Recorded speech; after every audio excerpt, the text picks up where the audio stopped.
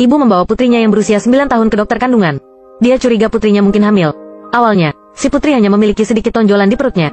Tapi dengan cepat perutnya menjadi besar sampai tidak bisa masuk ke pakaian anak-anak yang paling besar. Si ibu meyakinkannya mungkin itu cuma gangguan pencernaan karena makan terlalu banyak. Tanpa diduga, malam harinya si putri tiba-tiba lari ke toilet dan muntah-muntah. Semua gejalanya sangat mirip dengan orang hamil. Sang ayah melihat gadis itu muntah begitu parah. Mereka bersiap membawanya ke rumah sakit untuk pemeriksaan pagi nanti. Tapi mereka hanya menundanya untuk semalam saja. Perut putri mereka semakin besar. Dia berbaring kesakitan di kursi belakang mobil. Waktu sampai di rumah sakit, hasil pemeriksaan dokter menunjukkan bahwa itu sangat normal. Dia bilang ke pasangan ini, putri mereka hanya sedikit tidak toleran terhadap laktosa. Gelaja yang seperti orang hamil ini karena si gadis terlalu sensitif. Ibu akhirnya menghela nafas lega. Tapi penyakit putrinya lebih dari sesederhana yang mereka kira. Larut malam, ibu tiba-tiba terbangun oleh erangan kesakitan putrinya. Dia segera bangkit dan bergegas ke tempat tidur putrinya. Saat itu si gadis sangat berkeringat. Dia berguling-guling di tempat tidur. Pasangan ini ketakutan oleh rasa sakit putri mereka. Mereka tidak mau menunda-nunda lagi. Mereka membawa si putri ke rumah sakit terbesar di tempat itu. Setelah menyelamatkan si putri, kondisinya dengan cepat menjadi stabil. Saat itu seorang dokter muda masuk dan memberitahu pasangan itu. Dia sudah bisa dibawa pulang. Dia menduga kondisi putrinya hanyalah gastroesophageal reflux.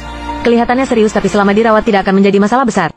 Tetapi sang ibu jelas tidak percaya dengan diagnosis tersebut. Baginya, putrinya pasti sakit. Dokter melihat ibu mempertanyakan diagnosisnya sendiri. Kemudian dengan acuh tak acuh meminta si ibu untuk pindah ke rumah sakit lain. Setelah berbicara, dokter berbalik dan hendak pergi. Dia ditahan oleh si ibu. Sikap dokter yang tidak bertanggung jawab membuat sang ibu geram. Carikan aku dokter lain untuk melaksanakan tes. Sebelum mengetahui apa yang terjadi dengan putriku, aku tidak akan pernah pergi. Dokter tidak punya pilihan selain memanggil direktur rumah sakit. Setelah serangkaian tes yang lebih menyeluruh, direktur memberitahu pasangan itu. Maaf untuk memberitahu kalian, dia mengidap blok perut 100%. Apa artinya? Ususnya terikat dengan buruk. Kalau penyumbatan tidak segera dibersihkan, putrimu akan mati. Si ibu tidak menyangka akan mendapat kabar buruk seperti itu. Perawat dengan segera masuk untuk mempersiapkan operasi. Dia mengeluarkan pipa sepanjang 2 meter dan berkata, mereka akan memasukkan ini ke perut dari rongga hidung si putri. Untuk mencegah putrinya bergerak kesakitan, dia membutuhkan bantuan dari pasangan itu untuk menahan putri mereka. Ini adalah siksaan bagi si ibu. Melihat putrinya menangis kesakitan, hati si ibu hancur. Dia menangis putus asa. Sedikit yang mereka tahu bahwa keputusasaan yang lebih besar masih akan datang. Setelah operasi yang dilakukan seharian, dokter mengeluarkan usus yang terikat dari tubuh putrinya. Tapi dia juga menemukan masalah serius lainnya. Dokter dengan menyesal memberitahu pasangan itu, alasan mengapa putri mereka memiliki usus yang tersumbat. Itu karena dia menderita gangguan motilitas usus yang sangat serius. Dalam istilah awam, usus putrinya tidak memiliki gerakan peristaltik yang normal. Makanan yang dimakannya juga akan menumpuk di usus dan tidak bisa dicerna. Penyakit ini tidak memiliki kemungkinan untuk sembuh. Artinya di masa depan putrinya harus bergantung pada tabung lambung untuk makan. Tepat ketika pasangan itu merasa putus asa, dokter tiba-tiba menyebut seorang dokter anak di Boston, yang adalah seorang ahli dalam bidang ini. Dia mungkin punya cara. Kata-kata dokter sepertinya membuat si ibu mengambil langkah terakhir. Dia terus mengirim email ke dokter itu, dan menelepon rumah sakitnya. Sayang sekali semuanya sia-sia. Terlalu banyak orang tua dari anak-anak yang datang ke sini dari seluruh negeri. Tapi dokter tidak bisa menyelamatkan semua orang. Setelah kembali dari rumah sakit, putrinya harus memakai tabung lambung sepanjang waktu. Setiap kali mengeluarkan selang panjang dari hidung putrinya, mencabutnya adalah siksaan bagi si ibu. Dia sadar akan rasa sakit yang dihadapi putrinya. Tapi bahkan dia tak bisa berbagi setengah dari rasa sakit itu. Si ibu adalah seorang Kristen yang taat. Dia tidak mengerti mengapa Tuhan memperlakukan putrinya seperti ini. Dia hanya bisa berdoa kepada Tuhan terus-menerus. Engkau ada di mana? Bisakah engkau mendengarku? Kenapa engkau tidak menanggapiku? Di saat yang sama, si ayah juga menggunakan caranya sendiri untuk meringankan rasa sakit putrinya. Dia membawa kembali seekor anak anjing hanya untuknya, dan berharap hal ini bisa menyembuhkan perasaan putrinya. Tapi ini saja tidak cukup. Ibu tidak ingin menghabiskan seluruh waktunya menunggu dengan sia-sia. Dia memutuskan untuk membawa putrinya ke Boston. Waktu mereka datang ke rumah sakit, dia diberitahu tidak bisa menemui dokter karena dia tidak punya janji. Si ibu yang tak berdaya memberitahu semua tentang putrinya.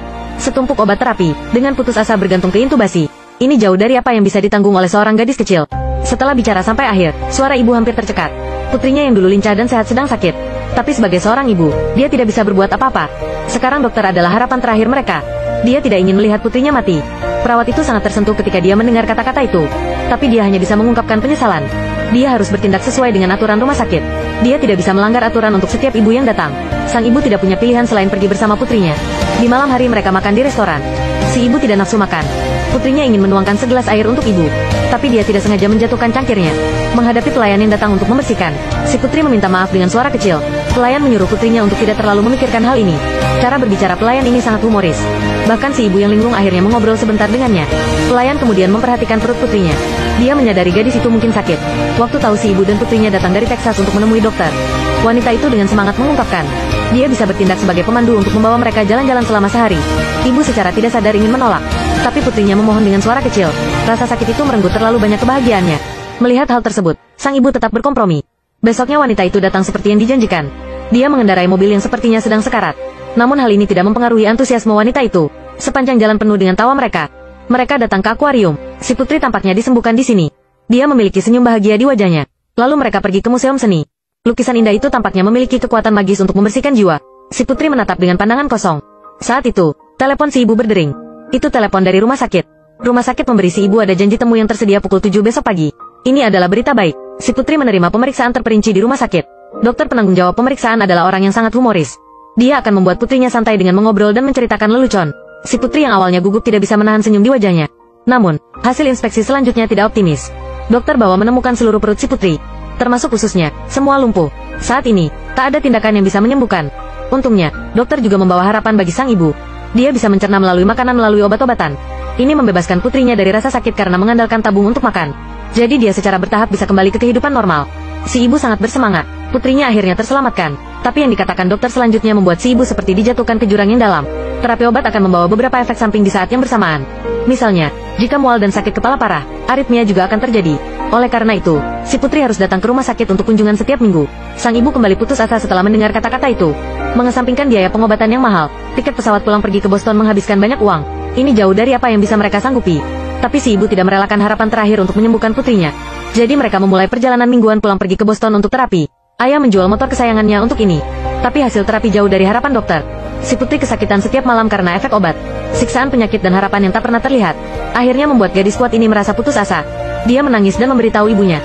Aku mau pergi ke surga. Di sana aku tidak akan kesakitan. Kata-kata sang ibu tidak memberikan sedikit penghiburan bagi putrinya. Dia mulai menanggapi pengobatan dengan sikap negatif. Dia bahkan menolak minum obat dan mandi. Saat itu si ibu menerima telepon dari si ayah. Dia bergegas ke rumah sakit bersama dua putrinya yang lain. Mereka datang untuk membawa pulang putri mereka. Obat dari dokter tidak bisa lagi menyelamatkan putrinya. Di hari ketika si putri keluar rumah sakit, dokter memberinya pelukan. Dia menyesali apa yang bisa dia lakukan. Tidak bisa menyelamatkan gadis malang itu. Setelah kembali ke rumah, si putri menjadi kurang aktif. Siksaan penyakit membuatnya menderita depresi. Si ibu mulai mengeluh kepada Tuhan. Kita sudah tamat, mampus, tidak ada satupun yang beruntung. Aku tidak akan masuk ke gereja lagi. Untuk membuat si adik senang, dia bertanya apakah si adik ingin memanjat pohon bersama. Seperti waktu mereka masih kecil. Si putri setuju. Bersama-sama mereka memanjat batang pohon yang tinggi dan melihat ke kejauhan. Tapi saat itu, cabang tiba-tiba patah karena tidak tahan tekanan. Si putri tak sengaja terpeleset jatuh ke lubang pohon saat pergi dengan tergesa-gesa. Ini adalah pohon berusia seabad. Tingginya setara rumah 3 lantai. Dan bagian tengah pohon sudah membusuk. Petugas pemadam kebakaran dan tim medis segera tiba. Lubang pohon yang dalam membuat penyelamat tidak bisa bertindak. Saat ini, si ibu menggantungkan harapan terakhirnya pada Tuhan. Dia berdoa kepada Tuhan berulang kali untuk menyelamatkan putrinya yang malang. Mungkin karena perilakunya yang menggerakkan semua orang. Orang-orang datang di belakangnya, dan saling meletakkan tangan di bahunya. Dan berdoalah kepada Tuhan bersamanya. Tuhan benar-benar mendengar doa mereka. Setelah terjebak selama 9 jam, putrinya akhirnya diselamatkan. Ketika dia dibawa ke rumah sakit, hasil tes dokter menunjukkan bahwa semuanya normal. Anak perempuan itu hanya memiliki goresan kecil di tubuhnya. Ini adalah keajaiban. Tetapi hal yang lebih ajaib masih akan datang. Setelah keluar dari rumah sakit, putrinya menjadi ceria kembali. Seolah-olah semua rasa sakit di tubuhnya telah hilang. Bahkan perutnya pun kembali normal. Ibu yang tidak percaya membawa putrinya ke dokter. Dokter mengungkapkan keterkejutannya setelah membaca surat keterangan medis putrinya. Putrinya sembuh total. Semua gejalanya hilang. Si ibu tidak percaya. Tapi putrinya benar-benar pulih. Ibu memeluk semua orang di rumah sakit dengan penuh semangat. Sebelum pergi, pelayan yang mereka temui di Boston datang untuk mengantar mereka pergi. Si putri memberinya boneka favoritnya. Dan berterima kasih atas bimbingan dan perhatiannya selama ini. Setelah itu, kisah putrinya banyak diberitakan. Ini adalah sebuah keajaiban bagi orang-orang. Sang ibu diundang untuk berbicara di atas panggung. Dia dengan tulus mengungkapkan, dia bukan orang yang percaya pada keajaiban. Tapi sekarang dia percaya, karena dunia ini penuh dengan keajaiban. Dan semua keajaiban datang dari cinta dan kebaikan. Alasan mengapa dokter bersedia menemui mereka adalah karena perawat di meja depan berinisiatif menemuinya dan menjelaskan situasinya. Si pelayan menemani mereka berwisata. Untuk alasan ini, si pelayan izin tidak kerja 2 hari.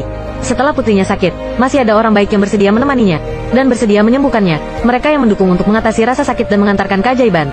Itulah cinta yang ada dalam kehidupan. Kekuatan cinta ini cukup kuat untuk mengatasi segala kesulitan di dunia.